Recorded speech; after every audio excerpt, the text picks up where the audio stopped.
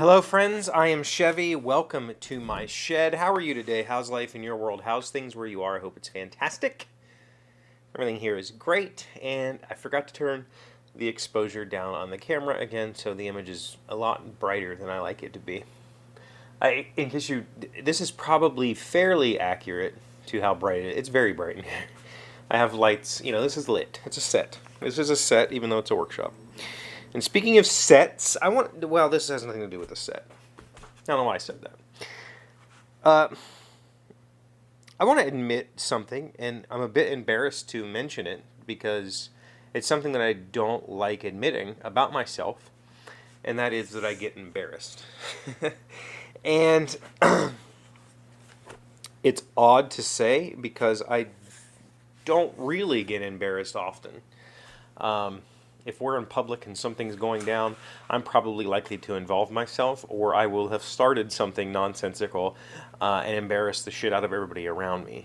I don't get embarrassed in that way. What I get embarrassed about are things that are deeply personal to me that when I'm in the moment of that thing, I get embarrassed.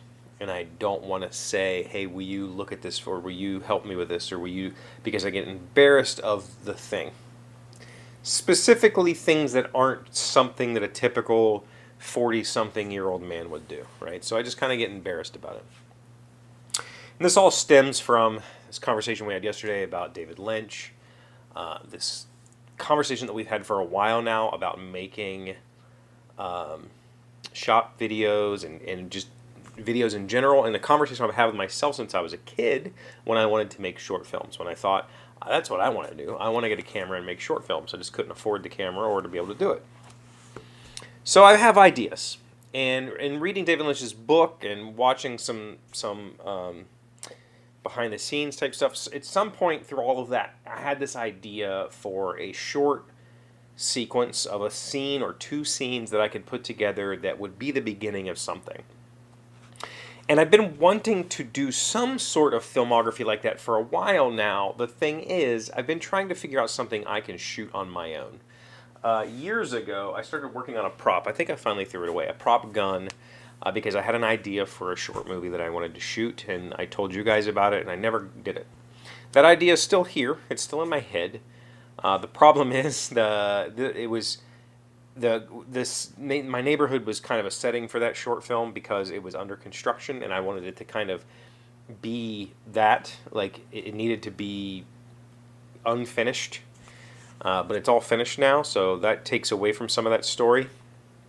But I've been trying to find a story that I can tell without having to involve other people, because for me, I'm embarrassed by it. I'm embarrassed by saying, hey, I want to make a movie, will you help me? Like, who does that, right? Who in small town West Virginia, a professional person with a career goes, hey, I want to make a movie, will you help me? That's just, for some reason, it's really embarrassing. And it's really embarrassing for me to pretend like I'm a director, to pretend like I know how to set up lights, and I know how to frame a shot, and I know how to direct an actor. I don't know how to do any of that. I have done it before.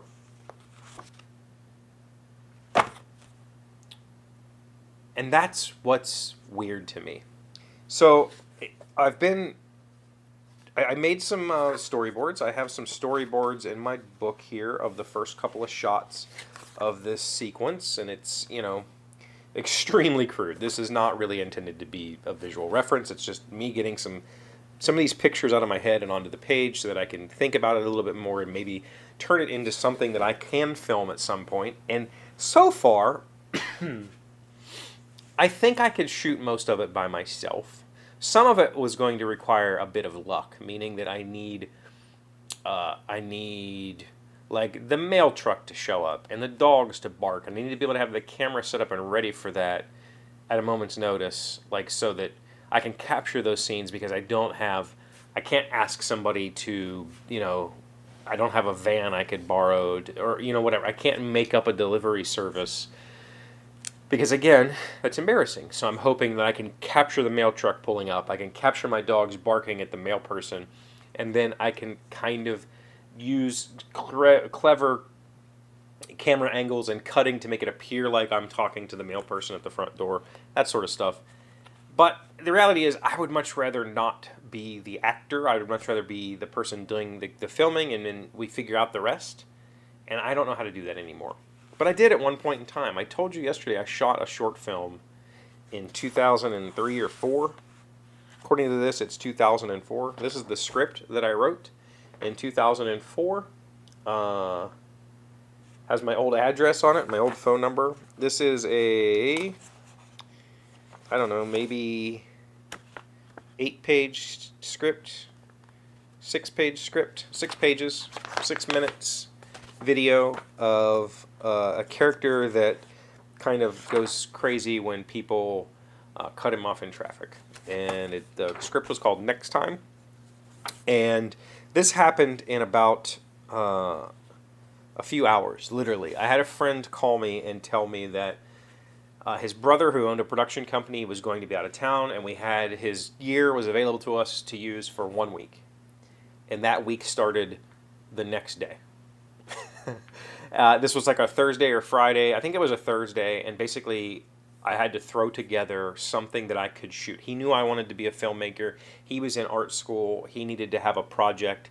His project was going to be editing this film. And he said, "What do you got?" And I said, "I don't have anything." But I wrote this script in a couple of hours after I hung up with him. I had an idea. I wrote the script. It's based on a character that my friend came up with, and we had scenes. We had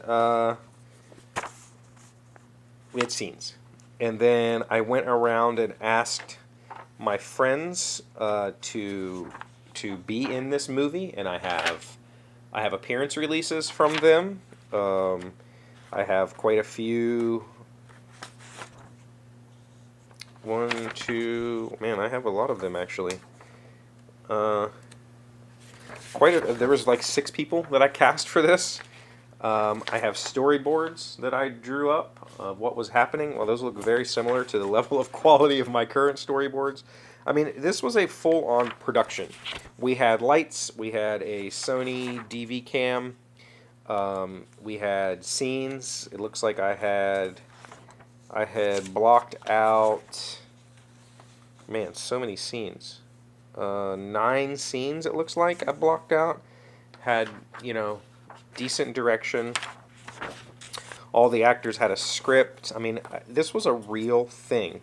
You can see, oh my, let's look at this. I left notes to myself, shooting notes, drew pictures. I don't know what I was doing here.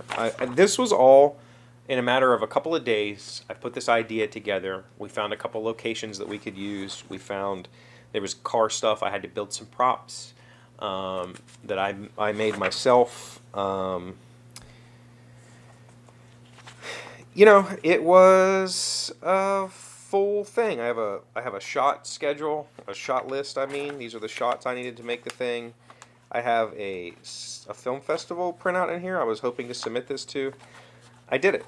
And I was not embarrassed about this at all. That's where I'm going with this. There was no embarrassment whatsoever in doing this. This was like this is a thing we're going to do as a group. And we're going to make a film, and it's going to be awesome. And we made the film. Well, we shot the film.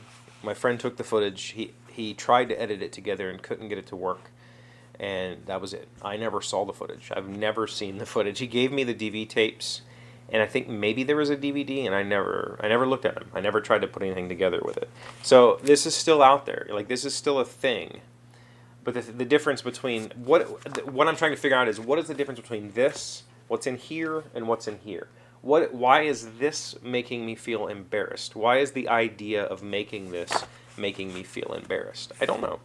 Is it maybe the pretending? Maybe. Maybe it's I'm not the person. I'm obviously not the person that I was in 2004. 18 years ago. I'm very, very different from this person. I think this person had a lot of confidence, and this person had a lot of drive, and I lost a lot of that over the years, and I think that's kind of sad, because I would like to try. I'm going to try. It might not be this. It might not be what's in here. I'm going to try something.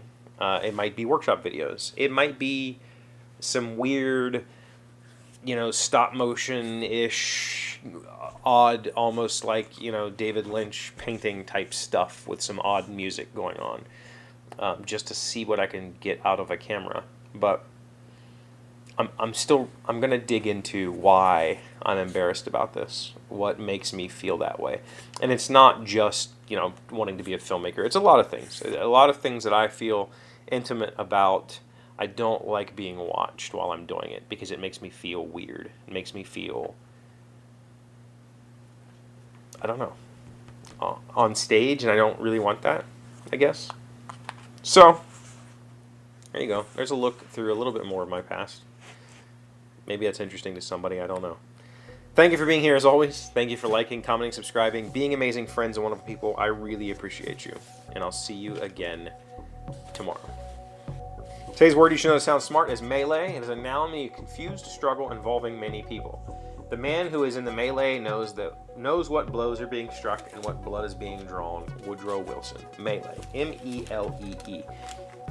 Is it really a confused struggle? I mean, obviously coming from gaming, melee to me means just hand-to-hand combat. Not necessarily a confused struggle.